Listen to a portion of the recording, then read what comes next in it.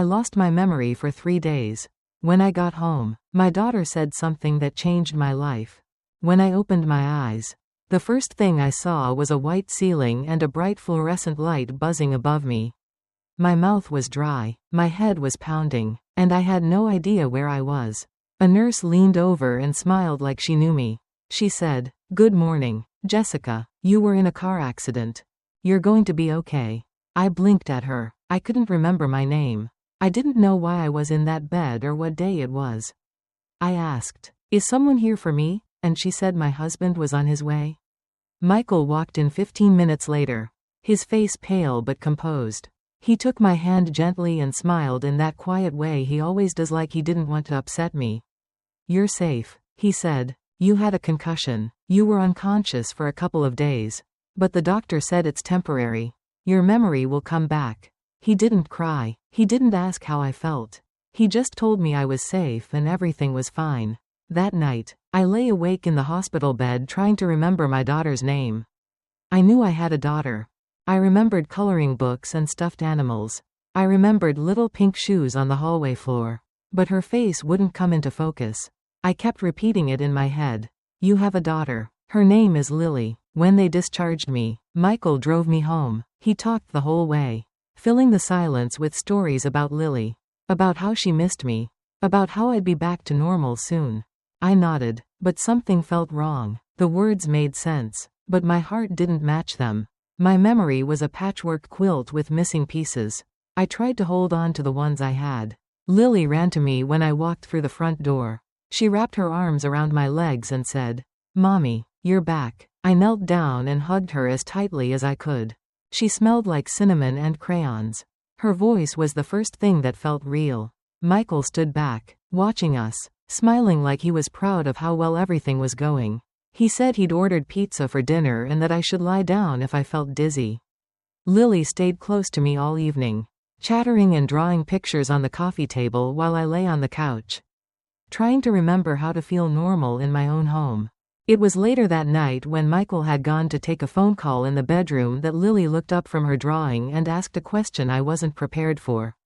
"Mom, where's the other baby?" I froze. I smiled and said, "What baby, sweetheart?" She gave me that look kids give when they think adults are joking. She said, "The baby you brought home last week. You told me I could help feed him. Remember? I practiced holding him with a blanket." I stared at her. My chest went cold. I said, "Lily, there's no other baby." She tilted her head. "Yes, there is. He was here. His name started with a B, like Ben or Billy. And you said I'd be the best big sister in the world."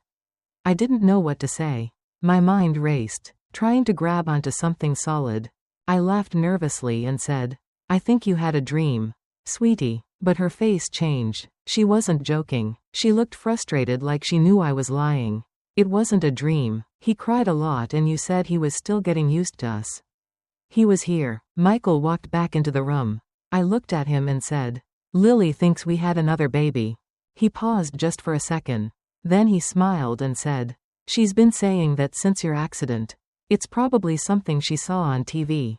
Her imagination is wild." He reached for her drawing and complimented the rainbow she had scribbled across the page, then changed the subject to what kind of dessert she wanted. But my heart wouldn't settle. That night, after I tucked Lily in, I sat alone in the living room staring at the bookshelf. I didn't remember buying a second crib, but there was a receipt in my purse for one. I didn't remember any baby clothes, but I saw a pacifier in the drawer of the hallway table. And I couldn't stop hearing Lily's voice. Quiet, but certain. "Where's the other baby?" Before the accident, my life was quiet, simple, and full of routines. I liked it that way. I'm a freelance illustrator, mostly reading children's books, and I worked from home. Our house was nothing fancy, but it was ours. A white 2-story with red shutters and a porch swing I never used enough. We lived just outside Charlotte in a neighborhood with sidewalks and backyard grills and kids riding scooters past the windows. Michael and I had been married for 7 years. We met in college. He was the calm one in the computer lab, and I was the girl sketching in the back of economics class. He made sense, steady, logical, kind in that quiet way that doesn't show off. He never raised his voice. He handled bills, scheduled car maintenance, and remembered birthdays. He was the kind of man who made lists for fun and got excited about antivirus software updates. That was part of why I loved him. I could be the emotional one, the messy one, the dreamer. Our daughter Lily was born 6 years into the marriage. She changed everything. She was bright, curious, constantly talking, constantly asking questions. She liked glitter, frogs, and story time. She had Michael's calm eyes, but my expressive eyebrows. Every morning, she woke me up by climbing into bed and whispering stories into my ear. Wild, sprawling adventures about unicorns who saved lost puppies or fairies who lived in the dishwasher. I called her my storm in a teacup. She gave our house color. We weren't perfect, but we were happy, or at least I thought we were. A few weeks before the accident, Lily had started asking questions about babies. She'd see them in the grocery store and tug my hand. "Can I have a baby brother or sister for Christmas?" she asked. Completely serious. I told her, "Babies don't come from Santa." And she said, "Then can you grow one instead?" It became a joke between us. I'd pretend to check my stomach and say, "Nope, still no baby," and she'd pretend to sigh in disappointment. But secretly, I was thinking about it. Michael and I had talked about a second child. He wasn't sure. He said Lily was enough. And I agreed out loud. But part of me wondered what it would be like to hear another little voice in the house. The last clear memory I have from before the accident was a Saturday morning. It was raining and Lily had built a blanket fort in the living room. I crawled inside with her and brought my sketch pad. She wanted me to draw a fairy with butterfly wings who carried a backpack full of cookies. I remember the smell of her shampoo.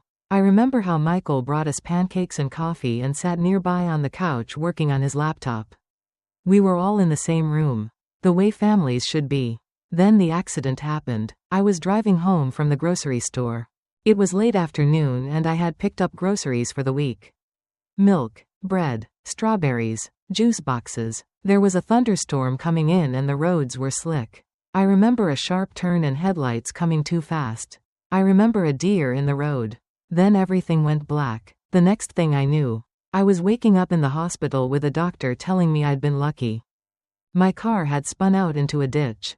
A mild concussion, some bruised ribs, but no permanent damage except for the memory loss. 3 days gone, just erased. Everyone said it would come back, that my brain was protecting me. But even when I got home, those days stayed blank. What I couldn't shake was how calm Michael was. He didn't ask questions. He didn't show fear when I cried at night because I couldn't remember what day it was or whether Lily liked peanut butter or almond butter. He just rubbed my back and said it would pass. At first, I thought he was being strong for me. That was his way. But then it started to feel like he didn't want me to remember. He didn't like it when I asked questions. When I brought up things that felt off. The receipt for formula in my purse. The pacifier in the hallway drawer. He told me not to worry. That it was nothing. That I was just confused. But the house wasn't quite the same. My studio was cleaner than I'd left it. Like someone had gone through it. Lily's toys had been moved.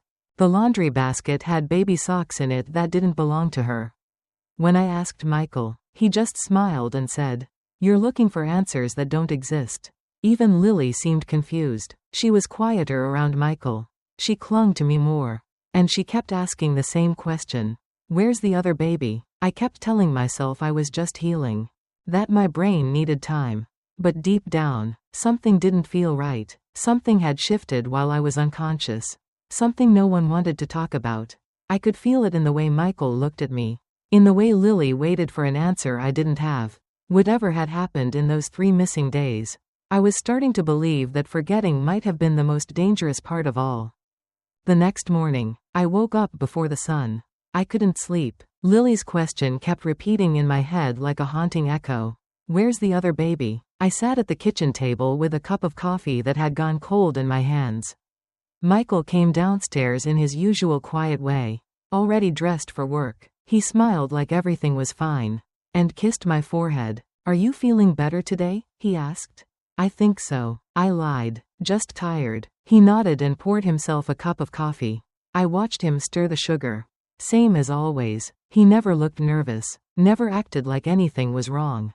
But there was something in the way he avoided eye contact when he asked if I needed anything. He didn't ask about Lily's question. He never mentioned the baby.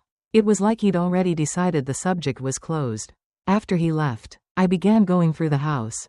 Not even sure what I was looking for. I opened closets, checked under beds, and pulled out boxes from the hallway cabinets. Everything looked familiar, but off, like a photo that had been tampered with. I found a folded onesie in the back of Lily's dresser. It was tiny, soft, and had little rocket ships on it. I had never bought anything like that for Lily. I sat down on the floor, holding it in my lap, feeling the weight of a memory that wouldn't come. Later that day, Lily sat on the couch, flipping through a picture book. I sat beside her, watching her eyes scan the pages. But she wasn't really looking at them.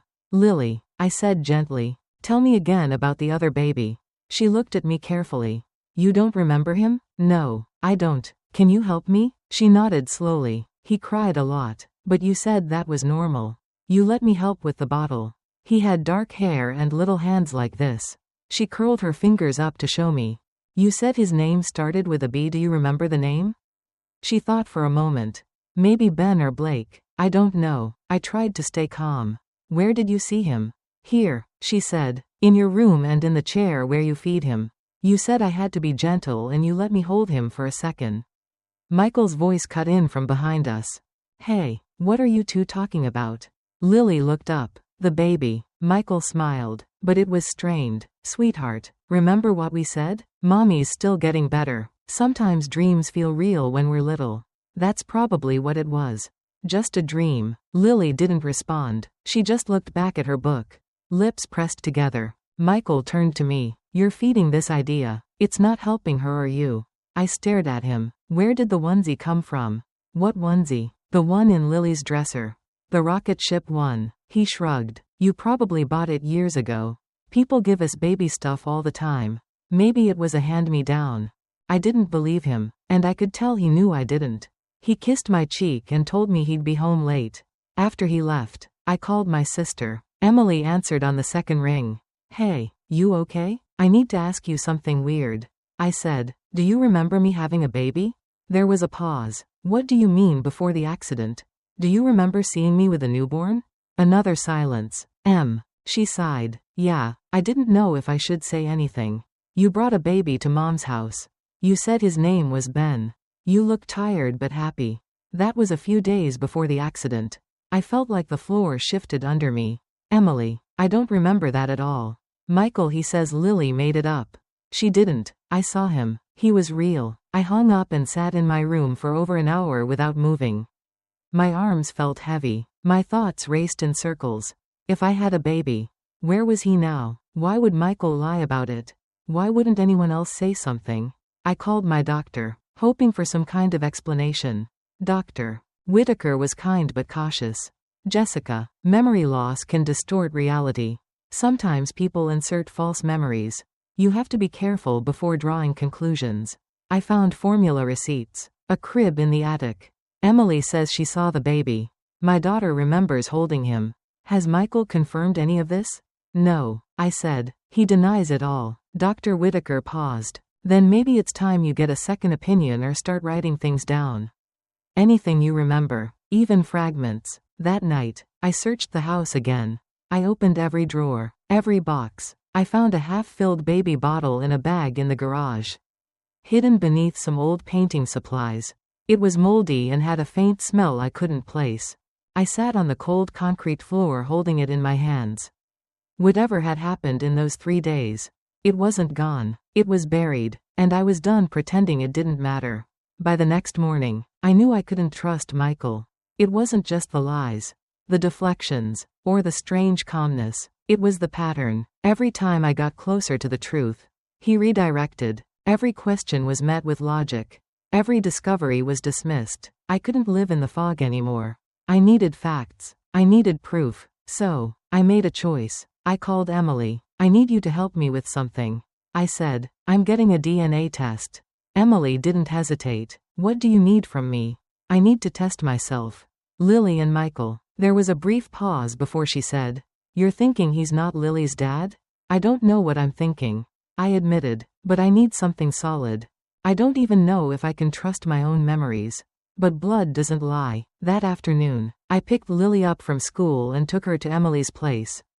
I told her it was just a fun visit with Aunt Em while I took care of some errands. Then, I drove to a private DNA testing lab across town. I walked in with a plastic bag containing a few strands of Michael's hair I had pulled from his brush that morning. I had already swabbed my cheek and Lily. I handed everything over without saying a word. The technician glanced at the items, nodded, and said the results would take a few days. I signed the form and walked out with my hands shaking. It felt like I had just opened a door I couldn't close again. That night, Michael noticed something was off. He asked if I was okay. I told him I was tired. He watched me closely, probably sensing the change in me. But I didn't offer anything. And he didn't press. He never did. That was the most dangerous thing about him. His silence. It gave him control. It made you question whether the problem was even real. Over the next few days, I started writing everything down. Every moment I remembered from the past few weeks. Every item I found. Every strange comment from Lily. I created a timeline, tried to fill in the blanks. I cross-checked it against receipts, notes on my phone, text messages. Most of my phone data was gone. Cleared. I asked Michael about it. And he said I must have reset it during the accident. I didn't remember doing that. I didn't remember much at all. I started having flashes. Short, blurry memories that came and went like wind through a broken window. A baby crying in a quiet room. My hands were shaking as I held a bottle. Michael's voice telling me everything would be okay. The sound of my own voice screaming. Then nothing. One night, Emily came over to help me clean out the attic. We pulled down boxes, looked for anything that could explain what I had forgotten. Near the back, hidden behind stacks of old holiday decorations, we found it. A bassinet, clean, unused, folded neatly in a bag. Alongside it was a pack of unopened diapers and a receipt dated 2 weeks before the accident. Emily handed me the receipt with wide eyes. This wasn't for Lily. I know. We sat on the attic floor for a long time. I held one of the tiny diapers in my hands and stared at it like it might talk. He was real, I said. I know he was. Then where is he? Emily asked. That was the question I couldn't answer. 2 days later, the DNA results came in. I opened the email alone in the bedroom. My heart pounding so loud I could barely think. I clicked the link, entered the access code, and stared at the words on the screen. Lily Morgan, biological child of Jessica Morgan. Not a biological child of Michael Morgan. The room went silent. It was like my brain stopped processing sound. I read the line again. Michael wasn't Lily's father. I had no idea what that meant. I had never cheated. We had always been together. Unless this was something I had forgotten, too, or unless Michael had done something much worse. I printed the results and placed them in my bag. I didn't say anything that night. I watched him tuck Lily into bed like nothing was wrong. Like we weren't living inside a lie. I listened to her say, "Good night, Daddy," and watched him smile. The next morning, I waited until he left for work. Then called Dr. Whitaker. I told her everything. The test results. The baby my sister remembered. The flashes of memory I couldn't explain. She was quiet for a moment. Then said, "Jessica, I think it's time you asked for your hospital records. All of them. Labor and delivery, too." I didn't give birth, I said. She paused again. Not according to your memory. That afternoon, I drove to the hospital with Emily. I requested my full file and waited in the records office for almost an hour. When they handed me the folder, I flipped through the pages quickly, scanning discharge dates, visit notes, surgical summaries. Then I found it. Delivery. Infant male. Born at 39 weeks. Healthy. Discharged into family custody. His name was listed as Benjamin Morgan. I stared at the line until the words blurred. I had a son, and he was gone. I sat in the parking lot of the hospital, holding the file in my lap. Emily sat beside me in silence. The name on the document felt like a punch to the chest. Benjamin Morgan, my son, born 2 weeks before the accident. Healthy, discharged into family custody. I had no memory of the birth. No memory of labor. No memory of holding him for the first time. Emily reached over and touched my arm. "We need to talk to Michael." I nodded. But I wasn't ready. Not yet. I needed to understand what I was walking into. I drove home in silence, my fingers trembling on the steering wheel, my mind racing through every strange moment of the last few weeks. Michael's calm explanations, his deflections, the tension that had been building since the moment I woke up in that hospital bed. When we got to the house, I asked Emily to stay with Lily while I waited for Michael to come home. I laid the hospital documents on the kitchen table. I sat at the end of the table and waited, heart pounding with each passing minute. At 6:14 p.m. the garage door opened. Michael walked in holding a grocery bag and a bottle of wine. He looked surprised to see me sitting there. "Hey," he said cautiously. "Everything okay?" I stood. "Sit down." He looked at me, then at the table. His eyes found the folder. His smile vanished. He didn't ask what it was. He didn't ask why I had it.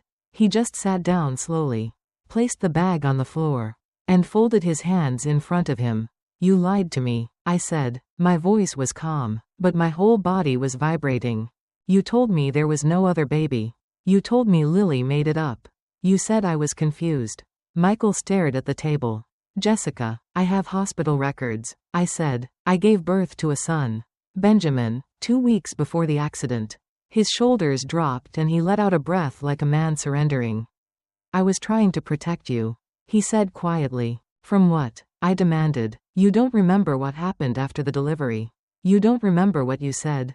What you asked me to do. What did I ask you to do? You didn't want to keep him." My stomach turned. "That's not possible. You were struggling," he said, still not looking at me. "After Benjamin was born, you couldn't sleep. You couldn't hold him. You said he didn't feel like yours. You had a panic attack in the hospital. They kept you for observation. You begged me to take him away. I don't believe you. I said you're lying to cover up something worse." "I'm not," he said. "Jessica, you were terrified of him. You didn't even want to name him. You said you needed space. Time to heal." I sat back, feeling the room spin. My own body felt foreign. "Why didn't anyone tell me?" "You made me promise," he said. "You said if you forgot it would be better.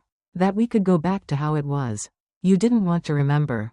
I thought I was doing the right thing. "Where is he?" I asked, my voice cracking. Michael hesitated. "He is safe. He's with my sister. I've been sending her money. She's been taking care of him."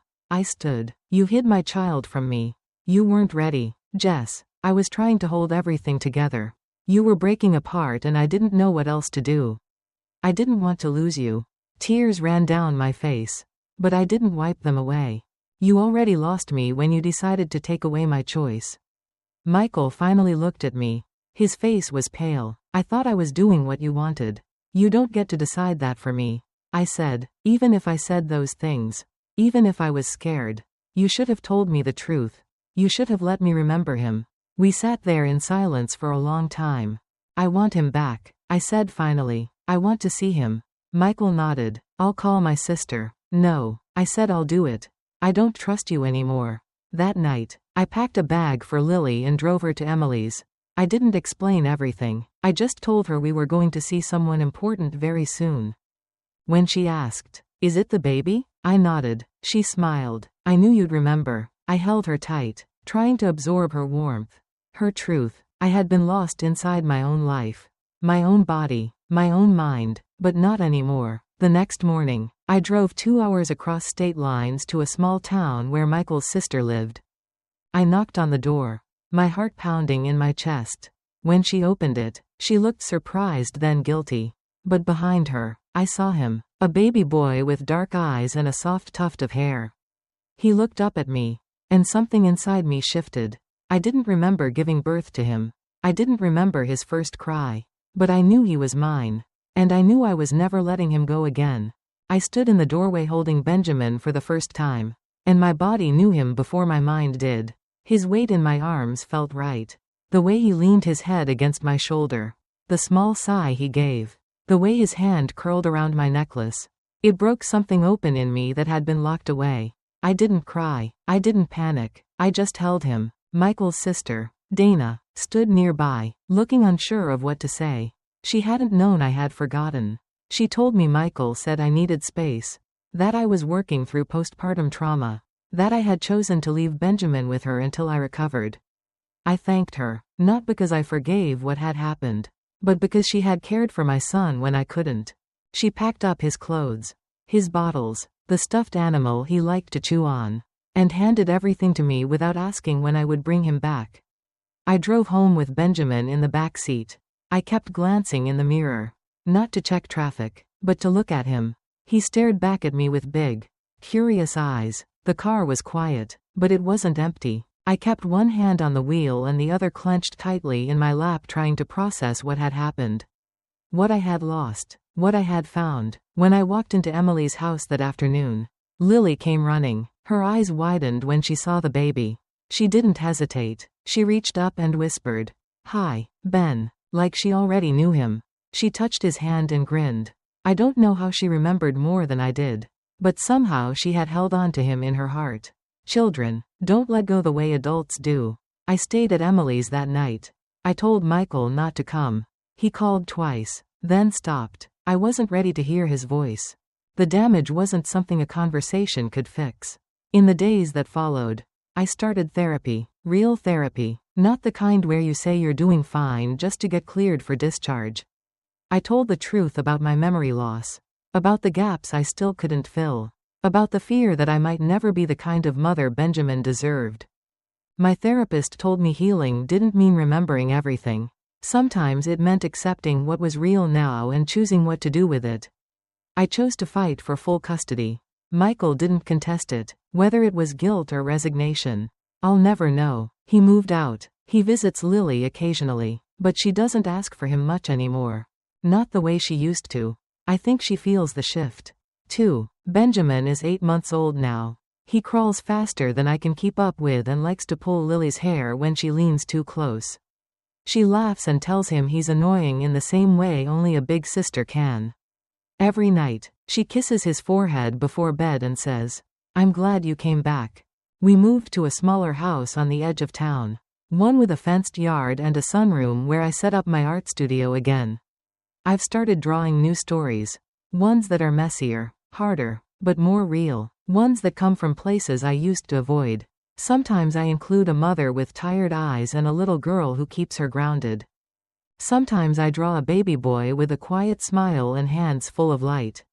When people ask what happened, I tell them I was in a car accident and lost 3 days of my life.